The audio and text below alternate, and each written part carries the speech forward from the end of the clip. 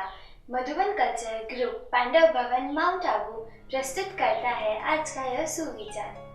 हम आशा करते हैं कि आपका ये दिन इस सुविचार के साथ प्रेरणादायी रहे।